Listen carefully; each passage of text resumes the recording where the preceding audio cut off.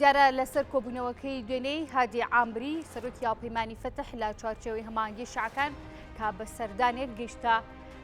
هەرێمی کوردستان لەگەڵ حیزب و لایەنە سیاسیەکانی هەرێمی کوردستاندا کۆبەوە.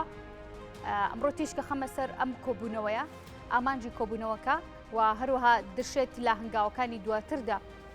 کێ بیەوێت دەستپێشخەرێکی دیکە خۆت حیزبەکان کۆبکاتەوە لەسەر ڕاوبۆچوونە جیاوازیەکانیان بتوانن هەنگاوێک بندێت بۆ سازان و هەروە بۆ پێگەێنانی حکوومەتینی عێراق. من لەسەرم بابەتە ڕاستەخۆ گفتوگۆکانم لەگەڵ بەڕێز ئاراز عەبدوڵڵا دەست پێ دەکەم کە بەڕێزیان ڕێوشکاری یاسایی و پسپۆڕی سیاسەتی نێودەوڵەتین ڕاستەخۆ لە هەولێر و میوانی من دەبن. کاک ئاراس زۆر سپاس بۆ ئامادەبوونی سەرنجی جەنابەت لەسەر هاتنەکەی گەشتەکەی دوێنەی هادی عەمری بۆ هەرێمی کوردستان و کۆبوونەوەی لەگەڵ حیزبە سیاسیەکانی هەرێمدا چییە؟ ئەم کاتتان باش، هیوای ساغ و تەندروستێکی باش بە هەموو لایەک دەخوازم. طبعاً دوای ئەوەی پرۆسەی سیاسی عێراق گەشتە قۆناغێکی بنبەست و چەق بەست و لەسەر ئاستینە و دەوڵەتی و ئیقلیمی و ناوەخۆیش هەنگاوەکان بەردەوامن بۆ ئەوەی لایەنە سیاسیەکان و دۆخی عێراق نەگاتە قۆناغێکەوە چارەسەری ئەستەم بێت. ئەم هەنگاوانە لەسەر ئاستی ناوەخۆ هەروەک دەیبینین هادی عامری بە پرۆژەیەکەوە سەرجەم پارت و لایەنە سیاسی عێراقی و کوردستانیەکان دەکات. سەرەتادا لە بەغدا دەستی پێکرد لەگەڵ مقتەدا سەدر دانیش، پاشان لەگەڵ محەممەد حەلبوسی، پاش ئەوە هاتە کوردستان لەگەڵ پارت و لایەنە سیاسیە کوردستانیەکان و دەسەڵاتی سیاسیش لە هەرێمی کوردستاندا دانیش. ئامانج لە سەردانەکەی هادی عامری ئەوە نییەکەوە حکوومەتێک پێک بێندرێت، ئەوێتی کۆنگرەیەکی نیشتیمانی بکات هەموو پارت و لایەنە سیاسیەکان تێیدا بەشدار بن بۆ دۆزینەوەی ڕێگا چارەیەک و عێراق لە دەرگای شەڕی ناوەخۆیی یان سەرەتای شەڕی ناوەخۆیی بپارێزن لەژێر تایتڵی ئەوەی کەوا ئەو بارودۆخەی لە عێراق ڕوودەدا تەنیا پەیوەست بە شیعەکانەوە، پەیوەستە بە کورد و بە سوننە و هەموو پارت و لایەنە سیاسی و نەتەوەکان و مەزاهبەکانەوە لەژێر ئەو تایتڵە داواکە کە هەموو لایەک بێتە سەرخەت بە هەمان شێوە ناچێتە چوارچێوەی پێگەێنانی حکوومەتێکەوە. نەخێر، کۆبوونەوەی نیشتیمانی هادی عامری بە حکمی ئەوەی پەیوەندیەکی باشی لەگەڵ سەید مقتەدا سەدر هەیە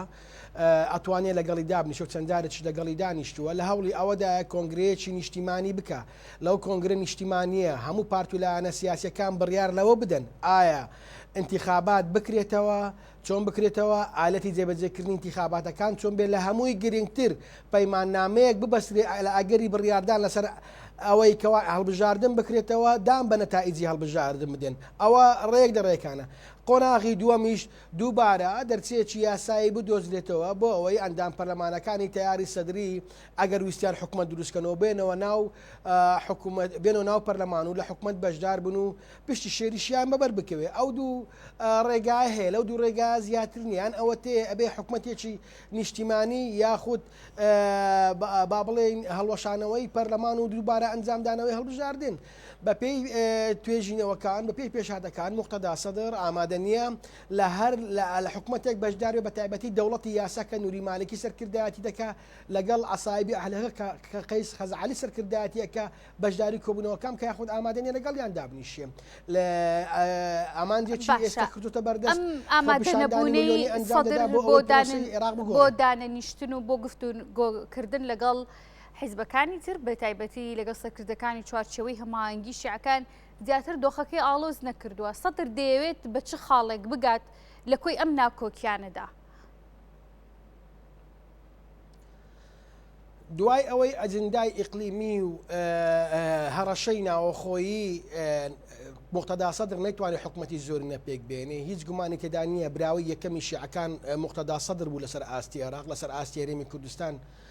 پارتی بووە. سوننەکانیش دیارن کە حەلبوسی و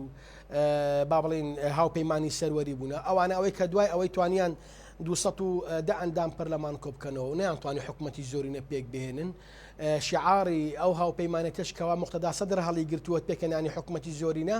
لە ئەگەرەکەدا ئەوە وای لێ هاتکەوە لە پرۆسەی سیاسی بکشێتەوە لە ناو پەرلەماندا. لێرەدا ئامادەش نییە، هەروەک ئەوەی دەڵێ من سەحەکەگە لە ڕووی سیاسیسەوە بۆ تۆ چۆل بکەم، من شەقامی عێراقیم بەدەستەوە ئەتوانم بارودۆخی عێراق بگەێنمە قۆناغێک ئەگەر من بۆ منە بێ حکوومەت پێک بێنم لێ ناگەڕم هیچ پارت و لایەنێکی سیاسی تری عێراقیش کەواتە حکومی زۆرینە لە عێراقدا کاریگەریەکی ئۆتۆی نابێ هێندەی کە ڕەنگە هێز و هەروە کۆمەڵی پرسی دیکە و پرسی دەزانین حیزبەکانی عێراق بە گشتی هێزی چەکداریشیان هەیە لەم نێوەندەدا حکمی زۆرینە سەرکەوتوو نەبوو حکومەکەی دیکە پێتان وایە سەرکەوتووە بۆ پێگەیاندنی حکومەت ئێمە حکومەتی زۆری نەمان لە عێراق تاقی نەکردێتەوە تا بزانین ئایا ئەو حکومەتە سەرکەوتوو بووە یارە مەبەستم زۆرینەی دەمدان و زۆرینەی کورسیە لە ئەنجومەنی نوێنەران بڵێ ئەمە جال نەدرا حکومەتی زۆرنە لەلایەن کوتلە گەورەکانی ناو پەرلەمان پێک بێنرێت لە ئەگەری ئەوەدا عینادی سیاسی دروست بوو کە عینادی سیاسی دروست بوو ئەوە شپەڵە کێشەی بۆ دروستبوونی ئالۆزی و یان خراپتربوونی بارودۆخی عێراق لەسەر ئاسی ناوە خۆی عێراقدا ئەجێندای ئەقلیمی کاریگەری هەبوو هێز و تهدیدکردن بە تایبەتی تهدیدکردنی ئەندام پەرلەمانە سربەخۆکان ئەوانەی کە ئەندام پەرلەمانی سربەخۆی ڕاستەقینێن ئەوان هەموو کاریگەری هەبوو لەسەر ئەوەی کەوا نەتواندرێت پەرلەمان ئەو ڕێژەی کەوا دادگای فیدرالی دیاری کردووە کە بێ 220 ئەندام پەرلەمان کۆ بێتەوە بۆ هەڵبژاردننی سەرۆکایەتی کۆمار کە سەرۆک کۆمار هەڵبژێدرێت ئەو کات سەرۆک کۆمارێکی ڕاست پێدرێت ڕاستپێڕێ بۆ پێکهێنانی حکومت کە ئەوەش نەکرا بە تاکید مقتەدا سەدر هەنگاوی پێشتری هاوێشتووە من لە زۆر لە لێدوانەکانی تر ئاماژەم کرد هەر پەسەندکردنی پرۆژەی یاسای ئاسایشی خۆراک ئەبا لایەنەکانی تر تێگەیشتبانە کەوا مقتەدا سەدر ئەوە میزانەیە خاتە بەردەست حکومەتی کاربەرەکرد کە مستەفا کازمی سەرکردایەتی ئەو حکومەتەکە ئالۆزی دروستەکە و خۆبشادان دروستەکە و لێ ناگەڕە حکومەتێک دروست بێ ئەگەر ڕەزامەندی مقتەدا سەدری لەسەر نەبێ ئەگەر لەناو حکومەت لەناو پەرلەمانیش نەبێ لەم نێوەندەدا هێندەی کە بەرژەوەندی حیزبیەکان بەدی دەکرێت بەرژەوەندیگە لە ڕچاو نەکراوە دۆخی ظروف و ڕۆژی ئێستای شەقامی عێراقی ڕەچاو نەگراوە خەڵک لە هەژاریەکی زۆردایە لە قەیرانێکی زۆری کۆمەڵایەتی سیاسی دەرونیشدایە ئێوە هەستەکەن کە زیاتر بابەتەکان بەرژەوەندی سیاسیەکان پێش بەرژەوەندی گەل و شەقام کەوتبێ دڵنیام لەوە یعنی عێراق لە دوای ساڵی 2023 تاوەکو ئێستا ئەگەر بچی سەردانی ناوچەکانی بەغدا و باشووری عێراق تەمەشا دەکەی سەرەتاییترین خزمەت گوزاری پێشکەش بە هاونیشتیمانی عێراقی نەکراوە ئەو پارتولایانە سیاسیانی ترش کە لە ژێر تایتڵی حکوومەتی تەوافق نیشتیمانی حکوومەتی عێراقیان بەدەستگرتووە بە کورد و بە شیعە و بە سونەوە نەیانتوانی وە خزمەتێکی جوانی پرۆسەی سیاسی عێراقی بکەن ئەم حکوومەتەی پێک دەهێنرێت لەسەر پێگەنانی سەرکەوتووە بێت دەتوانێت ئەمانجی گەلی عراقی بەدی بهێنێت ئەو ئالۆزیانی ڕابردوو لە بیرگەلی عراق باتەوە جا ئەگەر حکوومەتەکە بە بەشداری سەدر و لەلایەن سەدرەوە بە یاخود لەلایەن چوارچێوە مانگیەوە بێ هەر حکوومەتێک ئەگەر یەک دەنجی نێوماڵی شیعی لەسەر نەبێ زەحمەتە ئەو حکوومەتە سەرکەوتوو بەدەست بهێنێ دەکرێت لایەنێکی سیاسی شیعە بەشدار نەبێ بەڵام هەموو لایەنە سیاسە شیعەکان لە هەردوو بەرەیە ناکرێ بەشدار نەبن بۆ نمونە ئەگەر مقتەدا سەدرش حکوومەت پێک بهێنێ دەبێ هادی ئامری و هاوپەیمانی فەتحی تێدا بێت چونکە ئەوانەش گروپێکن حەجی شعبیان لەژێر دەستا و هێزی چەکداریان هەیە و میلیشیان هەیە ئەتوانن پرۆسەکە بنە عقارێکی تر لە هەمان کاتیشدا هەر حکوومەتێک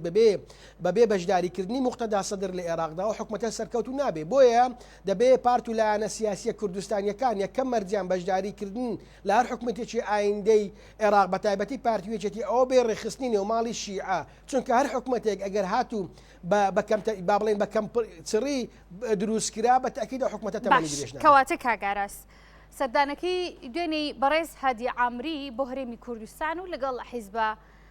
حیزب و لایەنە جیاوازەکان هەرێمی کوردستان ئەگەر لە پارتی دیموکراتی کوردستانەوە دەست پێ بکەم سەردانەکەی دوێنەی بۆ لای سەرۆکی پارتی دیموکراتی کوردستان بەڕێز بارزانی چ کاریگەریەک لە هەنگاوەکانی کار ئاسانی و سازش بۆ تشکیلکردنی ئەم حکوومەتە دەکات پێتان وایە کۆبوونەوەکەی دوێنێ بەرئەنجامێکی باشی هەبوو بێ ئەو کۆبوونەوەی تەنیا پەیوەست نییە بە کۆبوونەوەی نێوان هادی عامری و سەرۆک بارزانی یان هادی عامری و هەر سەرکردەیەکی تری سیاسی کوردستانی ئەوە کۆدەنجی عێراقی دەوێت هادی عامری هەنگاوێکی ناوە وەکو هاوپەیمانی فتح لەگەر سەرجەم پارتولایەنە سیاسیەکانی عێراقی و هەرێمی کوردستان ئەنجامدانی